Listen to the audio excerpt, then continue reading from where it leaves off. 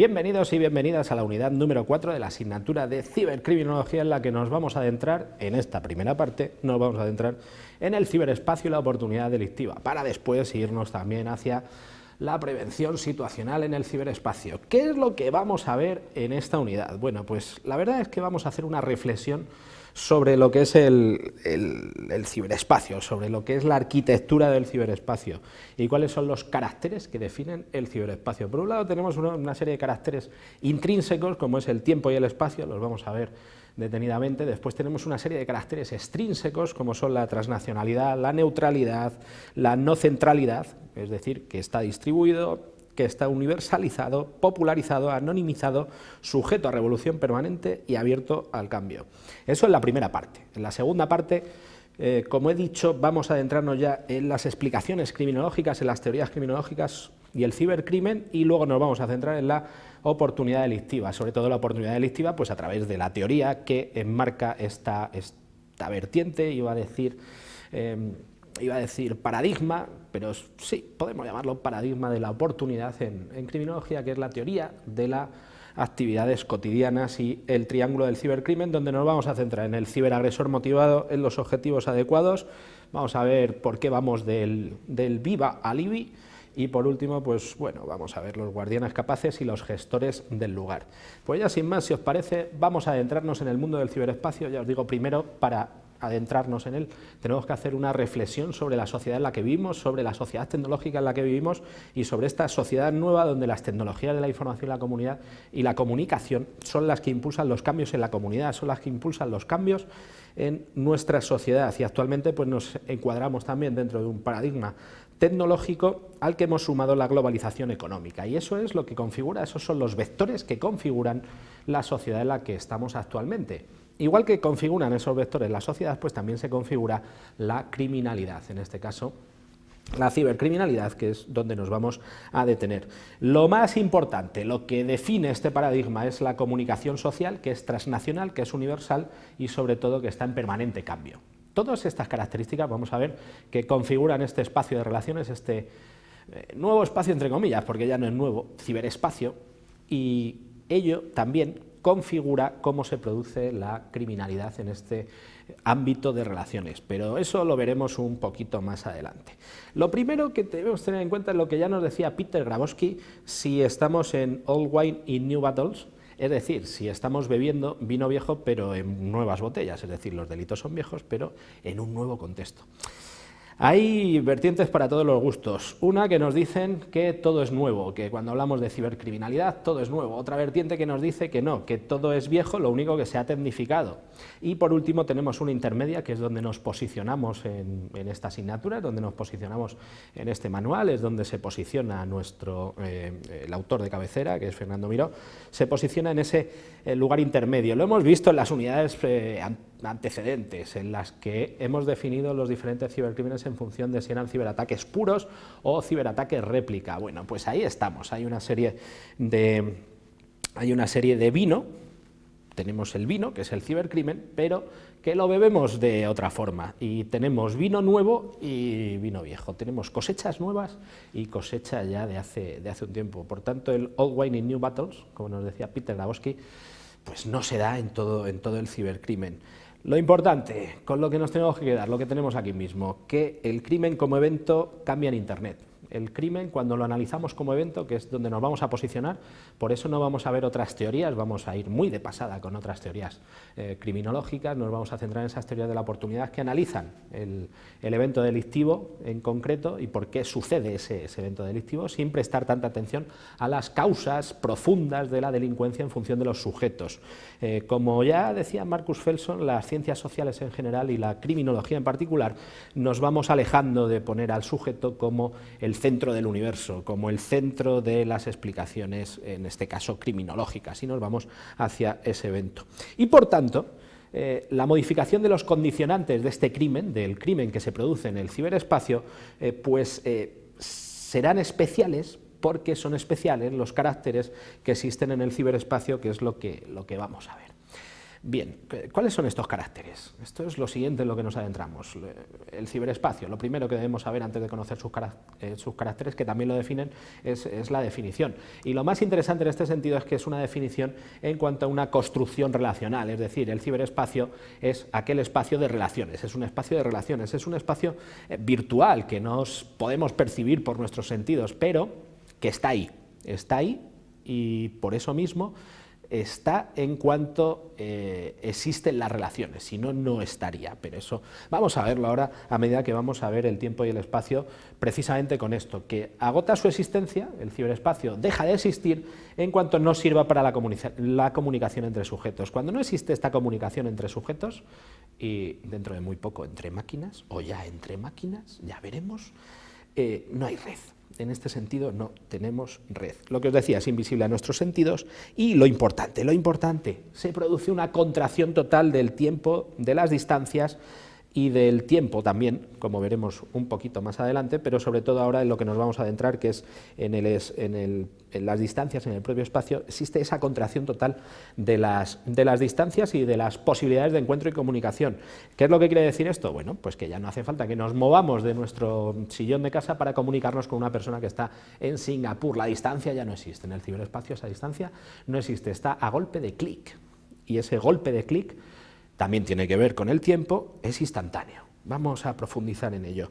¿Qué se produce en este sentido? Pues se produce que tenemos nuevas comunidades virtuales que no se conocen, personas que no se conocen físicamente, pero que crean una comunidad, que funcionan como una comunidad y que funcionan como grupos, y que simplemente pues, existen sus perfiles virtuales y la comunicación que se produce en este ciberespacio, y están separadas físicamente, muchas veces ni se conocen. Eso también lo veremos para la ciberdelincuencia organizada, cuáles son los caracteres de esa ciberdelincuencia organizada y de los sujetos que forman parte de la delincuencia organizada.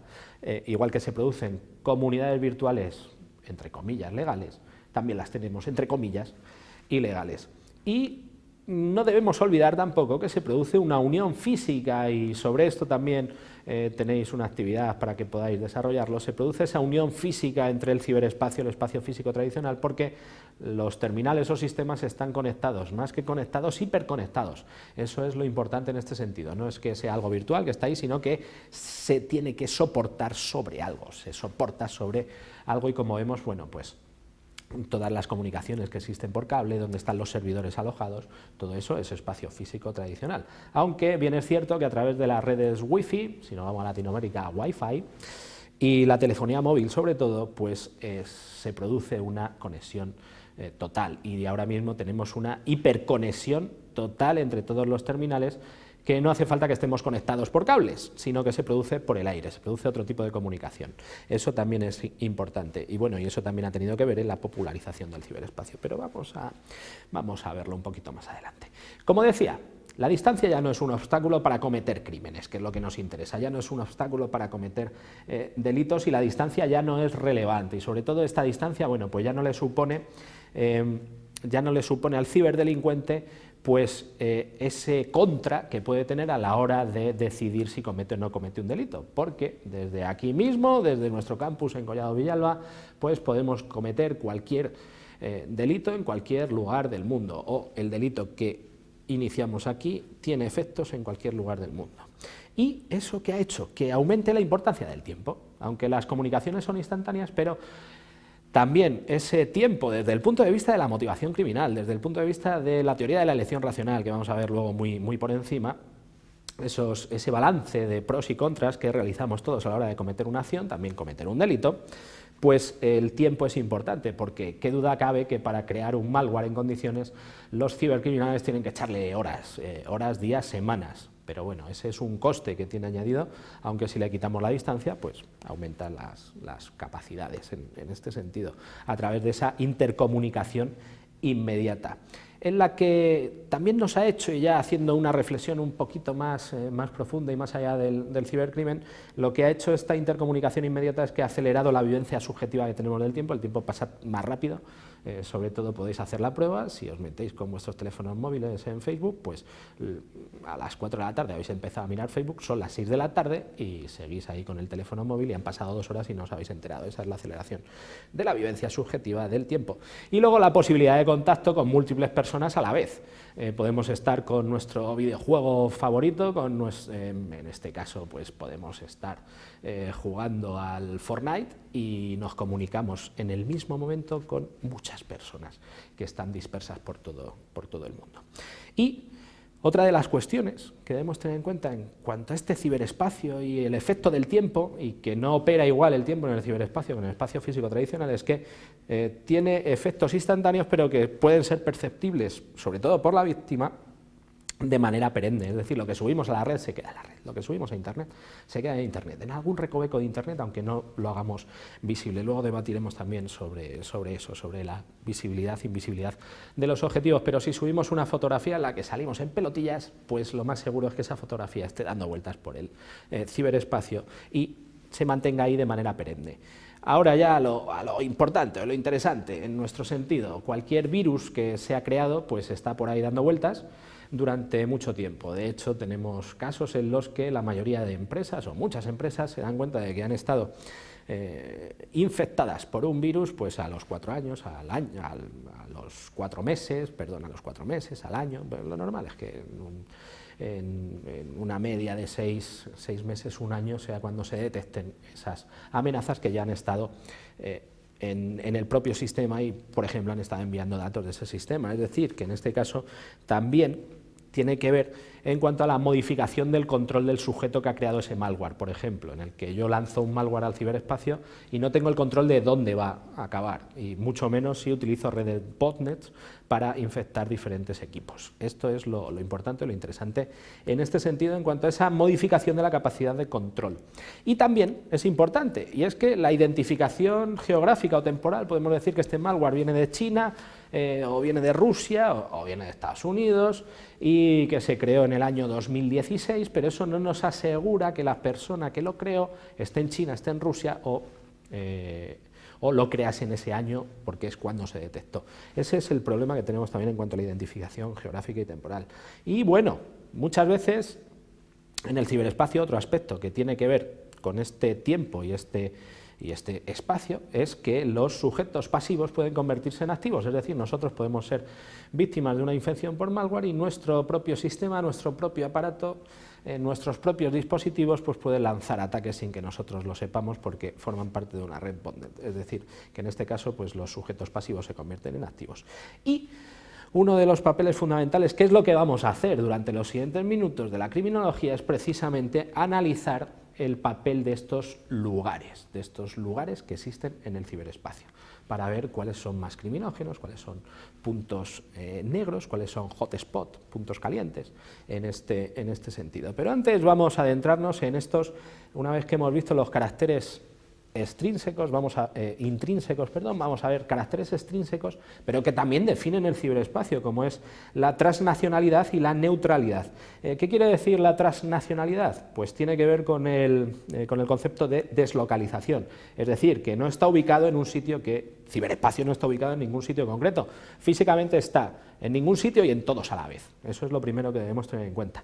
Y luego el efecto que tiene es que no existen fronteras, es una globalidad real. Esta es una globalización real. El ciberespacio existe en todos los lugares en los que haya una conexión a este ámbito y desde cualquier lugar del mundo. Y como digo, no existen fronteras y, como hemos dicho, no existen distancias. Tampoco es que el ciberespacio pertenezca a algún estado concreto, aunque, bueno, se accede a través de ellos y se puede ir a cualquier estado. Y aunque haya estados en los que se corte la conexión a Internet, incluso bueno, pues tengamos noticias en las que existen diferentes estados que quieren crear su propia intranet para evitar o ataques externos o controlar también a sus ciudadanos, y que haya una entidad estatal central que sea la que focalice pues todo el control de este espacio. Pero bueno, eso todavía no se ha dado y será complicado que se dé, porque existen múltiples rendijas por las que se puede escapar precisamente por esa ausencia total de barreras, y aunque queramos ponerle puertas al campo va a ser muy complicado, va a ser realmente complejo. Y luego también se mezcla con lo local o con lo personal o lo íntimo, es decir, desde lo local, desde nuestro ámbito personal, desde nuestro ámbito íntimo de nuestra casa, accedemos a lo transnacional, accedemos a lo global. Eso hay que tenerlo en cuenta también. Y por último, que el entrar, salir, dar información, dejar de dar información, pues es una decisión del individuo, es decir, el moverse a través del ciberespacio es una decisión que queda para el individuo, no viene sujeto a ninguna norma en cuanto a fronteras, en cuanto a visados, en cuanto a pasaportes, eso es importante. Y lo mismo que sucede con los individuos, pues sucede con los bienes, eso es lo que debemos tener en cuenta. Ahora, la neutralidad, el ciberespacio neutro, que es la siguiente gran característica. Bueno, pues es la libertad que tiene el usuario, como acabo de decir, para transitar por donde quiera, porque existe neutralidad, no tiene censuras y al funcionar como una red de nodos, es decir, como una malla, más que como una red, es una malla en la que existen múltiples nodos, pero nodos en los que no existe un nodo central, es imposible casi bloquear todos los nodos de conexiones y por tanto así se asegura esa neutralidad y solo está sujeto a las restricciones que puedan poner los usuarios, lo que decida el usuario de lugares a los que accede o no accede o prohibiciones de acceso con determinadas direcciones IP o con determinadas cuestiones, pero que viene decidido más por la comunidad de usuarios de Internet que por una entidad estatal, aunque vamos a ver también cómo se mueve en este sentido el tema del control en el ciberespacio. Y luego también la capacidad de difusión de contenidos en los que lo que nosotros subimos pues no tiene ningún tipo de censura y se puede ir a cualquier sitio. Por eso esa neutralidad, aunque ha habido intentos de creación de ciberespacios con un nodo central, como he dicho, en diferentes países. Las siguientes características, que son la popularización y la universalización, lo primero que debo deciros antes de que pasemos a verlas, es que está limitado por la realidad política que tenemos en diferentes estados, y en este sentido es importante que tengamos en cuenta pues esas cuestiones en cuanto a lo que os estoy comentando. Hemos visto la transnacionalidad, la neutralidad, que es lo que tenemos precisamente en esta diapositiva, creo que antes teníamos otra diapositiva, y lo que os comento en cuanto a la popularización y a la difusión, a la popularización y la universalización, que está limitado por la realidad política de algunos estados. Y todo lo que os he comentado anteriormente lo tenemos en esta diapositiva en cuanto a la neutralidad y la transnacionalidad. De todas formas, no os preocupéis porque tenéis disponible también la guía de apoyo al estudio, que es precisamente esto que tenemos aquí. Y ahora, lo que os decía, está distribuido, estamos viendo ahora que está distribuido y que es universal y popularizado. En este caso, lo más importante que tenemos en este sentido, en cuanto a la distribución, lo que os he dicho, que no existen nodos centrales, que es una malla. Como veis, todas las características están concatenadas. Explicamos una a través de otra y la relación que existe, que es esa hiperconexión.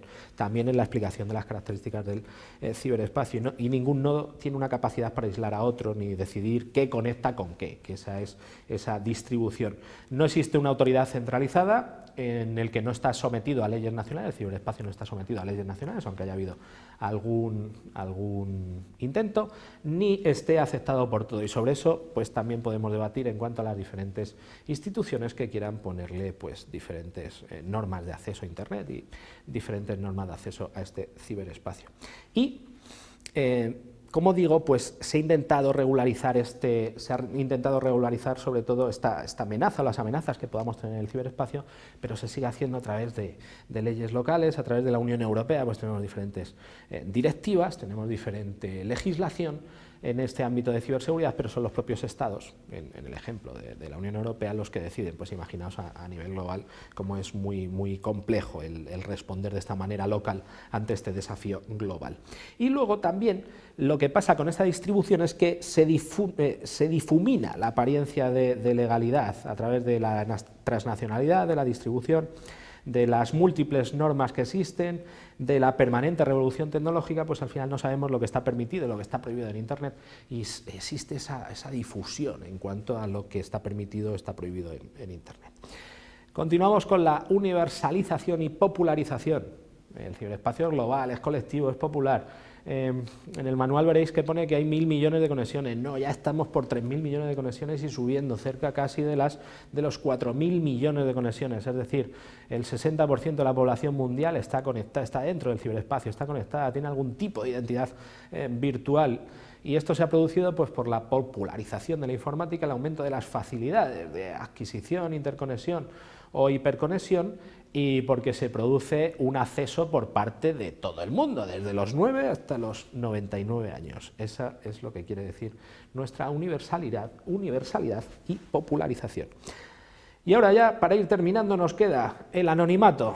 El ciberespacio está anonimizado, esto es muy importante que lo tengamos en cuenta.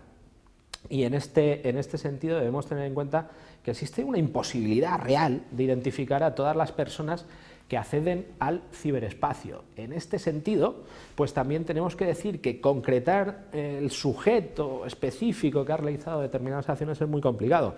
Si se concreta la dirección IP de las conexiones o las identidades MAC de las máquinas, pero bueno, pero eso es algo que no nos asegura que podamos identificar a la persona que está detrás de todos estos ciberataques, como podemos ver aquí, porque tenemos, bueno, pues los cibercafés, los sistemas de mail anónimos, las infecciones por bots en los que se convierten en zombies diferentes máquinas, las redes tipo Tor, que nos dan acceso a la dark web, a la deep web, y ahí se produce una anonimización total de nuestras direcciones IP y podemos navegar libremente. Esto sirve muy bien para algunas cuestiones, pero también se puede utilizar para hacer el mal. Ya sabéis que en criminología la mayoría de características son de doble uso, sirven para el bien y sirven para el mal. En el ciberespacio, pues 3/4 de lo mismo. Y luego, esta percepción del anonimato conlleva también un aumento de esa sensación de impunidad y sobre todo pues un aumento del riesgo. Si yo considero que no me van a poder pillar, que no van a saber lo que estoy haciendo, pues claro que voy a ser malo. Y eso lo que hace es que aumenta este riesgo para que pueda hacer el mal en el ciberespacio.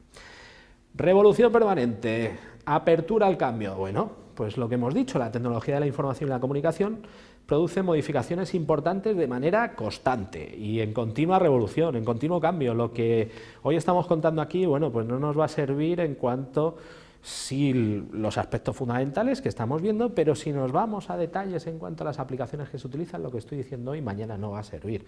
En cuanto al tipo de conexión que hacemos para adentrarnos en Internet, el tipo de tecnología que utilizamos, tampoco. Lo que estoy diciendo hoy mañana va a cambiar. Estamos ya camino del 4G, ¿no? Del 5G, del 6G. Esto a una velocidad impresionante, porque aparecen nuevos servicios, se mejora y modifica las normas de acceso. Actualmente con los juegos online, Fortnite, por ejemplo, las barreras de protección se quedan obsoletas en poco tiempo.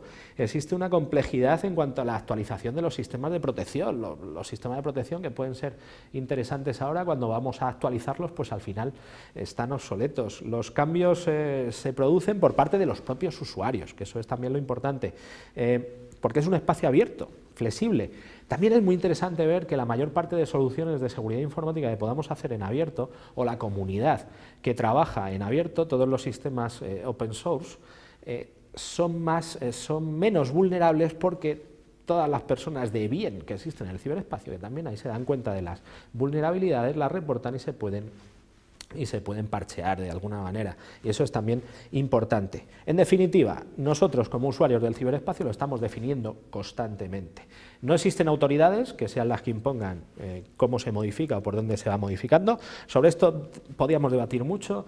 Las autoridades pueden ser las grandes tecnológicas, las grandes empresas tecnológicas, pero vamos a ver que también lo que puedan hacer los usuarios pues va cambiando. Ejemplo, Facebook, se va a quedar obsoleto en nada, ya lo veréis, y está mutando hacia otras aplicaciones, hacia otros lugares en este caso. Y bueno, uno de los problemas que tenemos es que no está muy bien definida la ética o la moral. Sí tenemos diferentes manifiestos hacker, por ejemplo, en los que se entra precisamente en esa ética hacker que parte de la libertad, y sobre todo hay que luchar contra aquellas organizaciones, ya sean instituciones, estados, empresas, que quieran hacerse con el control de Internet. Lo veremos detenidamente, ya lo hemos visto en el análisis del hacking, pero lo veremos detenidamente en el análisis de los hackers, sobre todo de los hackers que son ciberdelincuentes, porque aquí hay que tener en cuenta que no todos los hackers son malos, hay hackers que son buenos, tienen un sombrero blanco, pero los tenemos hackers con un sombrero rojo, los Red Hat, que esos son los malos.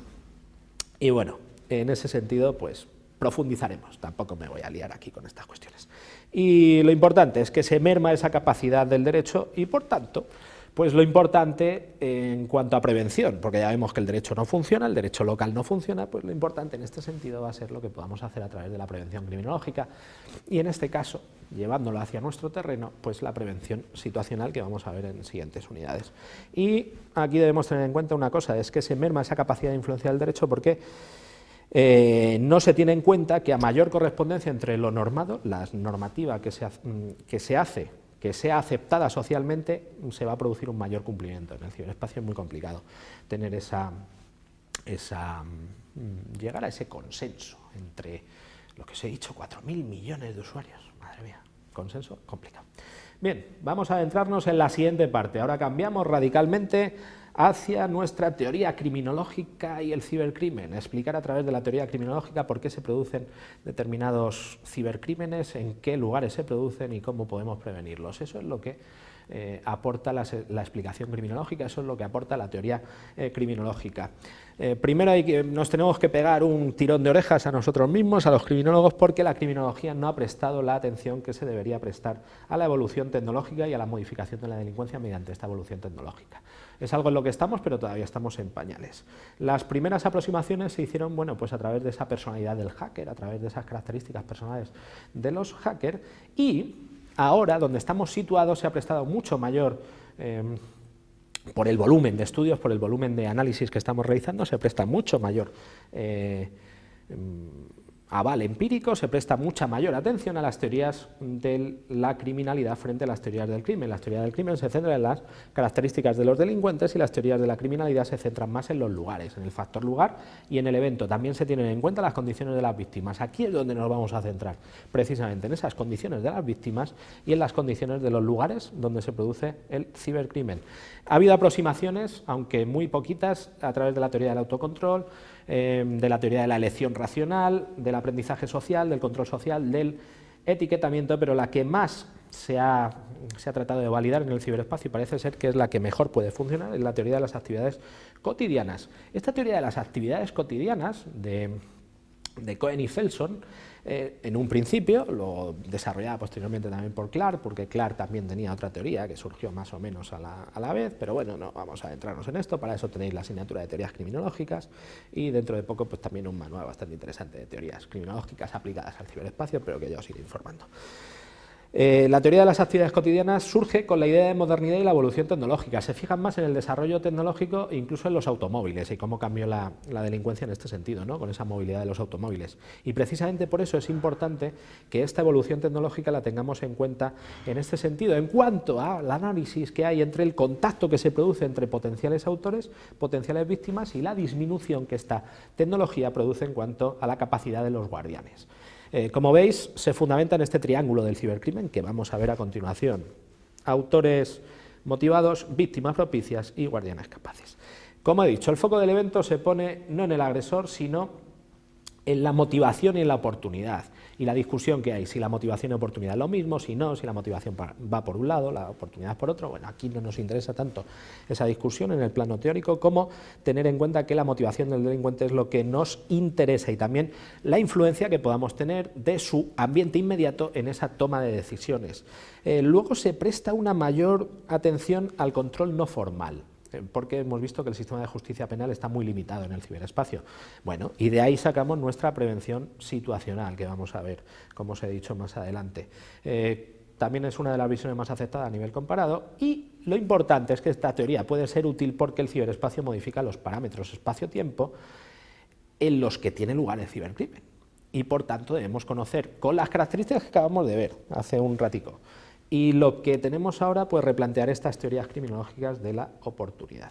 Ahora donde nos vamos a adentrar es precisamente en este triángulo del cibercrimen que debéis conocer todos y que todos los tenéis que conocer, tanto el simple como el ampliado, que el ampliado, bueno, pues aparte de delincuente motivado tenemos un controlador, un responsable y un guardián. Todo eso en cuanto a los guardianes capaces, que en el ciberespacio pues nos viene muy bien en cuanto a las empresas que forman parte. Pero bueno, lo más importante es la presencia de un delincuente capacitado y motivado, un objetivo o una víctima adecuado y la ausencia de un guardián capaz. Esto es lo que configura realmente esta teoría. Y por tanto, la confluencia de estos tres actores en el ámbito del ciberespacio es lo que modifica la cibercriminalidad, lo que modifica las explicaciones de la cibercriminalidad, como vamos a ver a continuación, donde vamos a analizar cada uno de ellos. Vamos a empezar con el ciberagresor motivado. El ciberespacio permite, las coordenadas que hemos dado del ciberespacio permiten que aumenten las posibilidades de comunicación y por tanto aumenten las posibilidades de agresión en este nuevo ámbito. El campo de oportunidad es muy amplio por esa inexistencia de distancias, de barreras en definitiva, que en la que no hace falta que salgamos de casa para poder atacar a quien nosotros queramos o lo que nosotros queramos. Se aumenta también considerablemente el número de personas que interactúan en un momento dado y en un mismo lugar, dentro de una aplicación. Os podéis imaginar, Fortnite tiene 1000 millones de usuarios, eso es una barbaridad, 1000 millones de personas con las que podemos interactuar y con las que podemos hacernos con una isla desierta en ese juego. ¿Y eso qué hace? Que las posibilidades de comunicación entre agresores y víctimas pues se multipliquen, es decir, que si nosotros estamos ahí jugando a nuestro Fortnite, pues es interesante que también algún ciberdepredador sexual pueda contactar con nosotros. ¿Por qué? Porque estamos ahí, estamos tanto los buenos como los malos. Bueno, no todos somos buenos, pero esa es otra reflexión que haremos más adelante. Importante, todo esto, todas estas características hacen que se incrementen las posibilidades de motivación de nuestro ciberdelincuente, porque se incrementan los objetivos potenciales para tomar una decisión sobre cuál ataco, que va a ser el que menos protegido esté, y una reducción del coste espacio-temporal, que eso facilita tanto la llegada al lugar del crimen como la huida del lugar del crimen. Y luego hay que tener en cuenta que en este caso el coste es el tiempo, no es el desplazamiento, nos estamos quitando un coste, pero también el tiempo se puede reducir. Y en este caso debemos tener en cuenta lo que he comentado también, que bueno, que en este caso podemos lanzar un ciberataque y ni siquiera nosotros estar presentes o en el mismo tiempo en el que lo hemos lanzado tener sus efectos, y eso también es importante para la motivación del ciberagresor. Aquí lo importante pues es la intervención de las víctimas, porque como veremos más adelante en el análisis de las víctimas y en la unidad específica de víctimas, pues nosotros decidimos con qué entramos en el ciberespacio. Otra cuestión muy importante en este sentido es que el ciberespacio actúa como multiplicador de fuerzas. ¿Por qué? Porque con mínimos recursos podemos hacer grandes daños. Esto le interesa mucho al ciberterrorismo, porque se puede atacar a varias víctimas en un mismo instante, en un mismo momento, aunque estén en lugares diversos.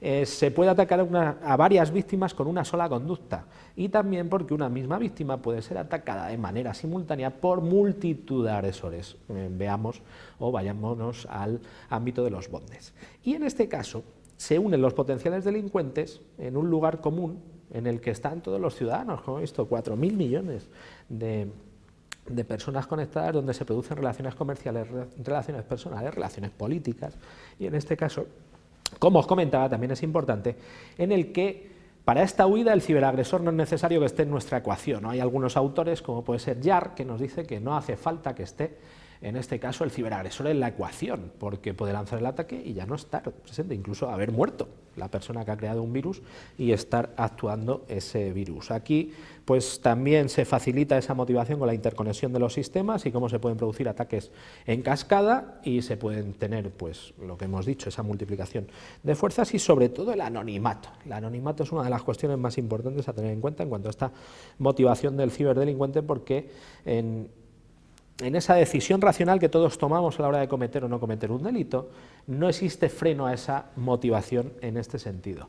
Y como podemos ver a continuación, pues tenemos aquí diferentes gráficos en los que nuestro autor, Fernando Miró, pues nos explica convenientemente cómo se produce ese ataque múltiple, con la misma acción se atacan diversos objetivos y al mismo tiempo.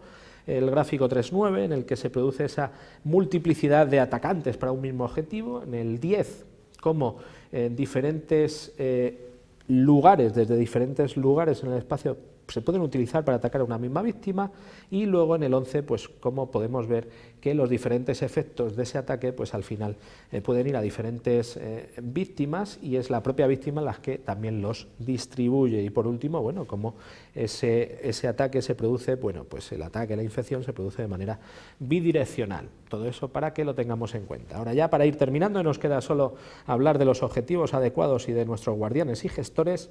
Nos vamos a centrar precisamente en esto del VIVA, del IBI y nuestros objetivos adecuados. Los objetivos adecuados o víctimas propicias, ¿de acuerdo? En el que se ha producido un crecimiento del ámbito de riesgo, tanto del agresor, pero lo interesante aquí, de la víctima, con las características que ya hemos visto. Todo lo que hemos visto que se puede aplicar al agresor se puede aplicar a las víctimas, y como habéis visto también la explicación anterior de ese ciberagresor motivado viene propiciado por la propia acción de lo que puedan hacer las víctimas. En ciberdelincuencia, en la explicación de la ciberdelincuencia, las cibervíctimas es una de las cuestiones clave para poder entenderla y para poder prevenirla, ¿de acuerdo? Y bueno, el contacto que se produce en el ámbito virtual pues es distinto al que se produce en nuestro ámbito offline, porque nosotros entramos entramos en el ciberespacio con una representación nuestra y no entramos con todos nuestros bienes, elegimos con cuál podemos entrar. Y bueno, aunque en el manual nos dice que no se puede producir un ataque contra la vida o la salud de las personas, sí se puede producir un ataque contra la vida o salud de las personas en el ciberespacio. Un ataque contra, e incluso hay algo interesante en el que se produce a nivel social esa muerte social en la que se puede manipular de cualquier manera pues la reputación de una persona y llegar a matarla, llegar a inducir un suicidio. Se han dado casos. En ese sentido, por tanto, esa afirmación que tenemos en el manual no hay que tomarla al pie de la letra, sino que hay que tener en cuenta estas cuestiones que os he comentado. Y lo más importante es que la víctima, para nosotros, para nuestra prevención, para lo que viene, es que decide qué incluye o qué no incluye, qué comparte, qué tipo de información comparte, qué tipo de actividades económicas realiza, aunque... Y eso es lo que le pone en riesgo, lo que la mayor parte de estudios nos dicen que se pone en riesgo. Cuanta más interacción, lo vamos a ver tranquilamente. Y en este caso debemos tener en cuenta primero el acrónico CRAVET, en el que es Conceivable, Removable, Available, Valuable, Enjoyable y Disposable.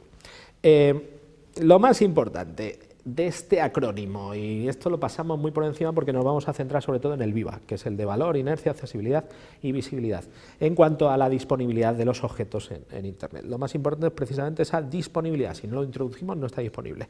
Pero ahora nos vamos a la explicación en cuanto a ese valor, ¿no? Las cosas las condiciones, lo que vemos en este VIVA, este acrónimo, que es de Felson de Cohen y Felson, que ya nos dicen pues cómo se convierten las víctimas en víctimas propicias, precisamente los objetos en este sentido, es a través de ese valor, que el valor es muy importante. A mayor valor de las cosas, pues más probable que sufran un ataque. Lo único que debemos tener en cuenta es que hay cosas que pueden tener poco valor material, pero que en el ciberespacio adquieren muchísimo valor, como pueden ser nuestras contraseñas, ¿no? Que son 8 números, que son 4 números, que son las letras, pero una persona que se haga con eso, pues es muy valioso en ese sentido. Y ya para ir terminando, vamos a ver la inercia, en el que nos dice que son propiedades intrínsecas de los objetivos para hacerse resistentes al ataque. Resulta que en el ámbito ciber, pues los objetos que podemos tener son poco resistentes al ataque, no los podemos llevar sin ningún problema. ¿Por qué? Porque la mayor parte son datos. Luego la accesibilidad.